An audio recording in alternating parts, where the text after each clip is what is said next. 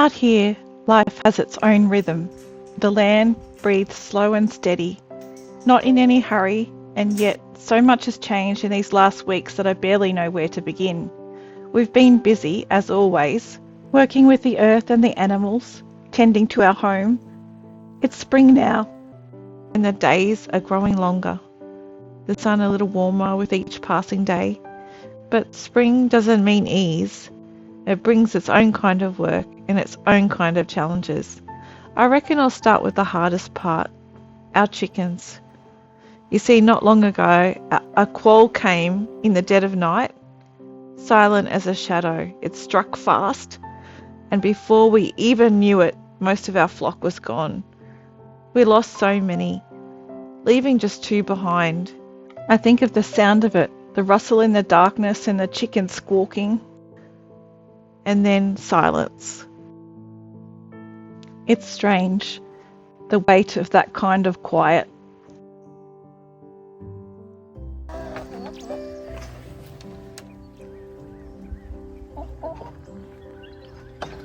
Anything? Yummy. One there. No eggs. No. Heaps of poos, which is good. In the days that followed, we did everything we could to make sure those 2 survivors would stay alive and safe. We didn't get the Avery wire netting that's recommended for keeping quolls out. That kind of wire can be quite hard to come by out here and expensive too. But we did get some heavy-duty chicken wire, thicker than what we had before. They say baby quolls can slip right through it, but the one that came for our chickens wasn't a baby. It was full grown. It was the biggest kind of quoll, and it was large as a small dog. There's no way that a creature that size could get through the wire we've put up, and we're hoping it'll be enough. We've also covered the floor of the coop. It's all sealed up now, which should stop anything from being able to dig its way in. The floor goes about 30 centimetres from the pen, pegged down into the earth, a barrier to anything that might try to tunnel under. I think that'll hold, though it's not the most comfortable for the chickens. The hard wire under their feet doesn't feel too kind, I imagine. So we've been talking about laying some hay in there and giving them something soft to stand on. I even joked about making some little slippers for them, though I doubt they'll appreciate that very much. But for now, they're as safe as we can make them. Even so, these 2 jooks haven't laid a single egg since the attack. I suppose they're still shaken, and I can't say I blame them. Animals, just like people, can feel grief and fear. I think they miss the others, the ones we lost, and they've been quiet, skittish. I check the nesting boxes and hoping for an egg, for a sign that they're starting to feel safe again, but it hasn't come. Not yet. Maybe it'll take time. I hope so. We're just trying to take care of them and doing the best to let them know that we're still a home. But it's not all bad news. Springtime is finally here, and the land is waking up. The days are longer and warmer, and everything seems to be stirring with life again. I've been seeing these beautiful bee-eater birds hanging around the garden. They're graceful little creatures with feathers so bright they catch the sun like jewels. They flit through the air, chasing after insects, diving and darting with such elegance. It's hard not to stop and watch. There's something peaceful about seeing them so free, so untouched by the worries of this world. We had a special visitor recently. Say hello to all the family, Keith. Hi family. Some of them watch, you know. My cousin Keith. He drove all the way from Coffs Harbour to see us for dinner, about a 5-hour trip on the road, and he brought a lovely salad along with him. Keith has been through his own trials lately. Not long ago he was fighting for his life in a Sydney hospital. It's hard to wrap your head around it sometimes, how life can take such sharp turns, but luckily he is on the mend now. And the next morning we headed off to our permaculture class with Lana. So on the way to our permaculture class, we spotted the wild goat back on our property. And when I reflected on all that Keith and I had talked about the night before and how he was going travelling in November, and I could see the excitement in his eyes when he talked about it, it took me back to my own travelling days before the kids came along.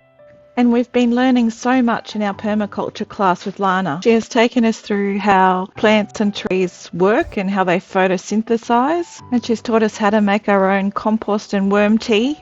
And she's also taught us how to make our own fulvic acid. These are great. You can buy this, but then you can add worm tea, you can add everything, anything, and it's a great way for the home gardener. It's all natural. Lana also taught us how to make protozoa tea. Protozoa are tiny organisms that live in healthy soil, and they're part of the soil food web, and their role is to break down organic matter even further, releasing the nutrients in the form that the plants can absorb. Protozoa to munch on and multiply. The foods are there for them to multiply. So what? Lana also taught us how to make the perfect Hügelkultur garden bed.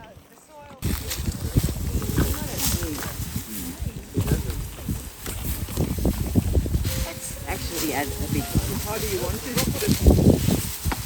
So what we're going to do is pack it in, and as you pack it in, you want to make sure we just don't have big air pockets, okay? So we want to try and, get wood in on wood. If you got lots of those big bits, you'd get a lot of big bits in. So we want a pretty dense type of feeling. The bigger the logs, the more it's going to hold water. Yeah, perfectly. And it's fertility. All of that equals food for your farm or your garden. Yeah, bits like this, you'd come in and you'd pack that into that.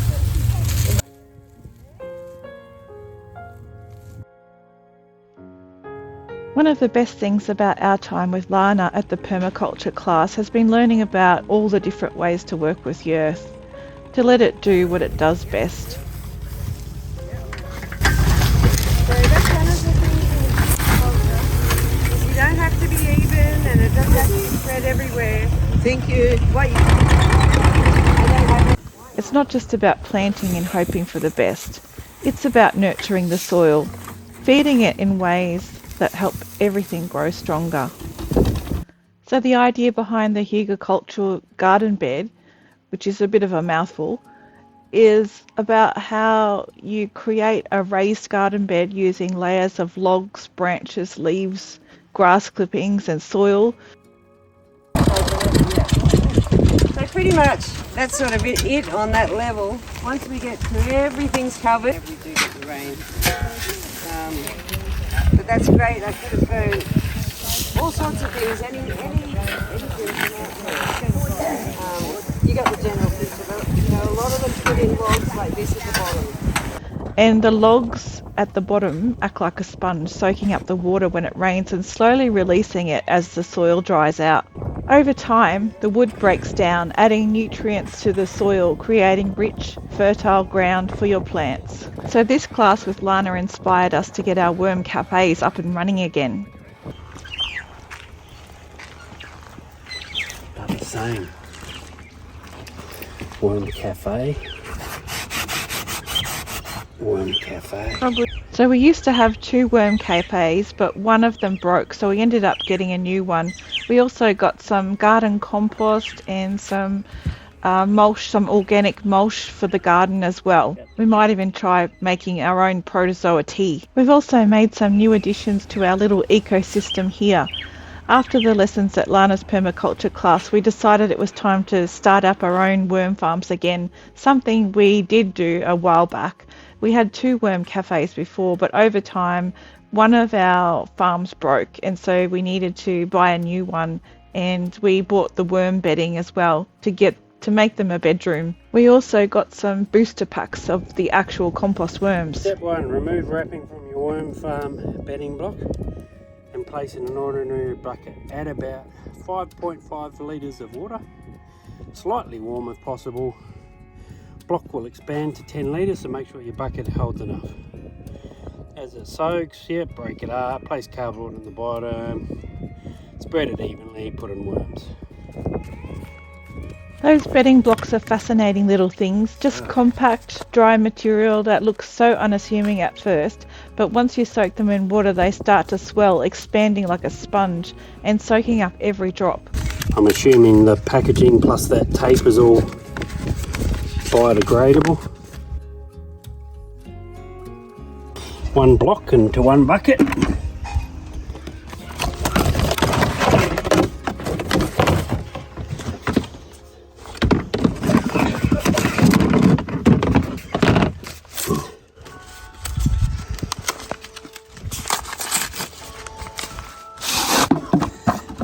Second block into second bucket. 5.5 litres of water. Got this bucket has measurements, so about 5.5 litres, about there. And this hose has been in the sun a bit. Happy looking here. It's warm but not cold, which is good.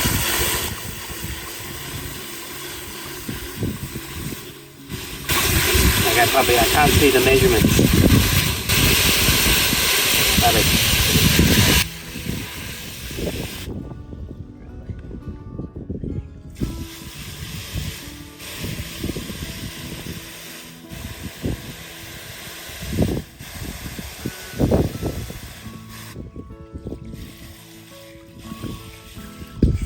Have the sun, puppy. I need to see.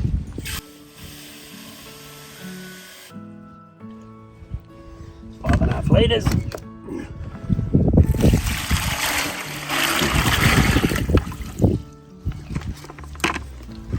We let them sit in the buckets for a while, watching them transform, and then spread the bedding out in the bottom of the worm cafe like a soft bed for our new tenants. The bedding acts like a foundation or a bedroom for the worms to live and work in. It's made from all the natural materials and it's designed to hold moisture and create the perfect environment for the worms. The worms will begin their work soon, breaking down our kitchen scraps and garden waste, creating that rich, beautiful vermicast and worm tea. It's incredible how much these tiny creatures can do for the garden. They may be small, but their impact is huge.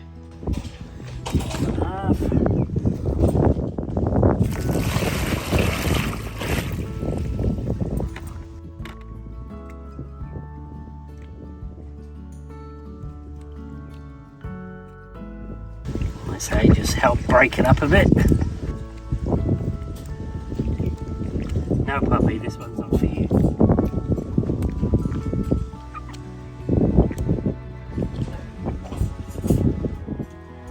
There's the block.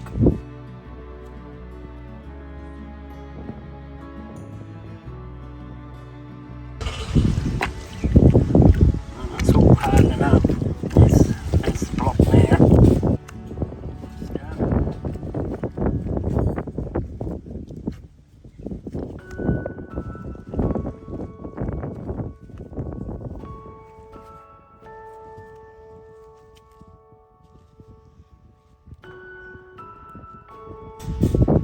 That's the remainder of the block.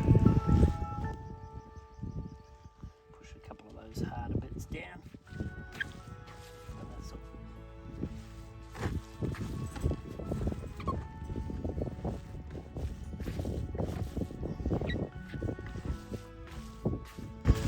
Oh, we'll just let that soak a little bit longer. Break this block up. Starting the worm cafes up again felt like a new beginning, another step towards living in closer harmony with the land. It's a small thing, but it makes a big difference. And if I'm being honest, it's comforting to know that these little worms are quietly working away beneath the surface, turning our waste into something so valuable. It reminds me that even the smallest creatures have an important role to play in this big, interconnected web of life.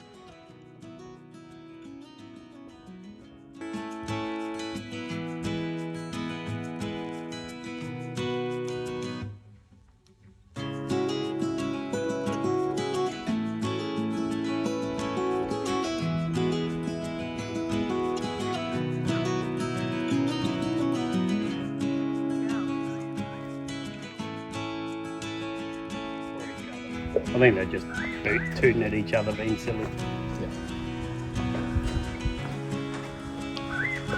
Okay. It wasn't long that we found ourselves hosting a bit of a crowd. 4 carloads of Eli's friends pulled up to our place ready to camp on the property. I'm pretty sure there are about 10 teenagers in total. I felt like it was twice as many.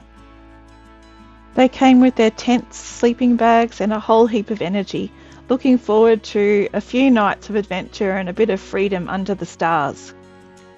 There's something about seeing teenagers out here in the open, away from their screens and the usual distractions that make me smile. The land feels different when it's full of youthful energy. It's like waking up, alive with the sound of laughter and voices echoing through the trees. They immediately started setting up their camp, a little village of tents popping up in the field. Some of them struggled with putting it up, but in the end, they got it all sorted out eventually. In their faces, I could see something familiar, something that took me back to my own teenage years. That sense of adventure, the thrill of doing something a little bit out of the ordinary. It's funny how the simplest things like camping on a bit of land can create such lasting memories. Yeah. You can get these worm farm or worm cafes from Bunnings, and putting it together is easier than you think. It comes with a few parts, several stackable trays with a base tap and a lid, 4 legs for the whole thing to sit on. Okay, there's the tap there. So the first part of the worm farm that you want to set up is the base. This is the part that holds the liquid that drains out, what we call worm tea. You'll see a small tap at the bottom of the base, and it's important to make sure that it's closed tightly to prevent any leaks. The base sits on 4 legs, and this keeps it elevated off the ground, making it easier to collect the worm tea later.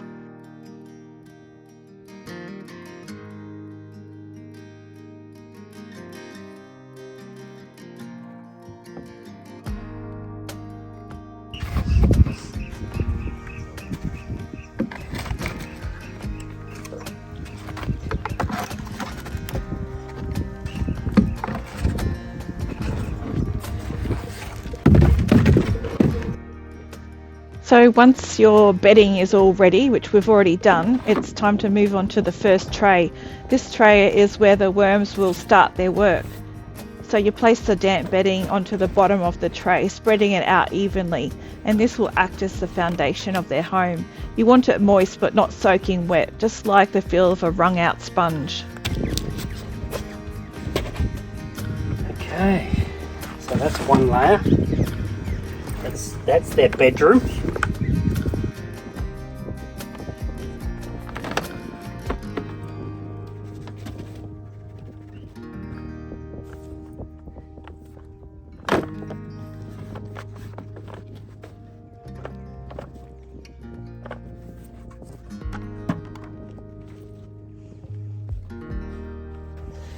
Nice and moist for them.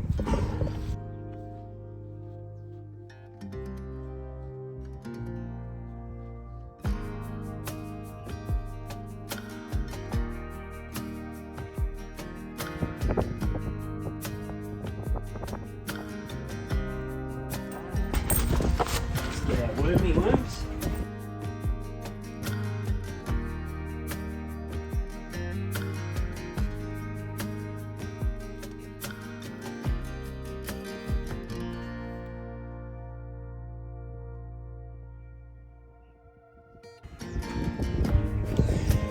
So Bunnings only had booster boxes, which were 500 worms, but and you're meant to put 1,000 in each worm farm.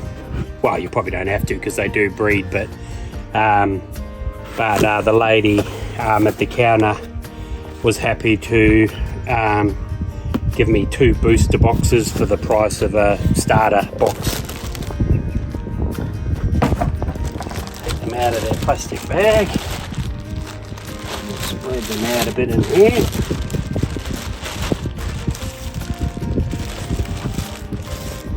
That bit of newspaper that they've been munching on. That's their food while they're packed away. Give that a rinse out and use that. It's like a gel. That'll be all the the worm castings. Doesn't look like 500 in there. Looks more like about 200. It says approximately they go by weight.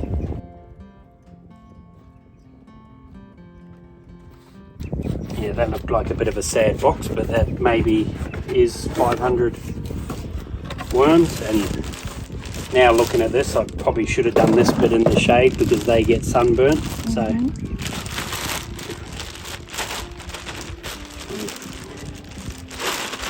put the lid on. Yep, do it quick. Spread them around a bit.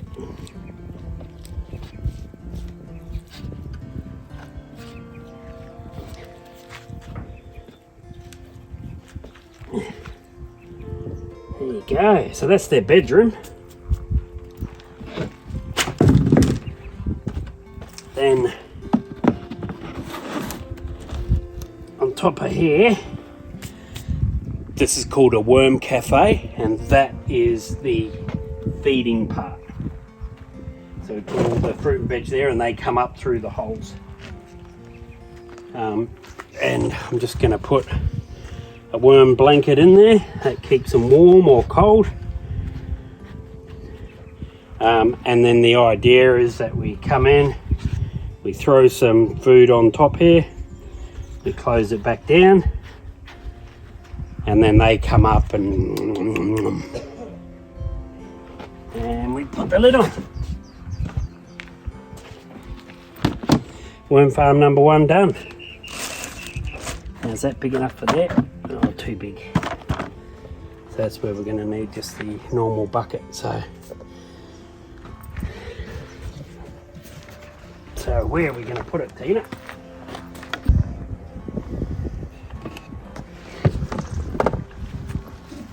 Let's see the worms. We'll take their blanket back and we'll lift up some of this. Oh, there's a few there. They love the tea bag. That's what they're going after there. That's one. Let's have a look at this one.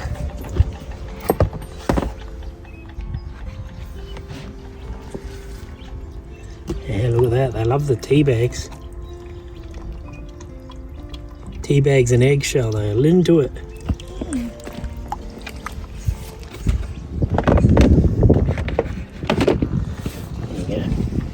Another little project that we took on recently was making our dry compost toilet a little bit more comfortable. So living off the grid means embracing simplicity, but that doesn't mean we can't add a few touches to make things nicer. The composting toilet has always been a key part of our setup, and while it's practical and eco-friendly, it's nice to have a bit of comfort as well. So we decided to spruce it up a little by adding some carpet tiles.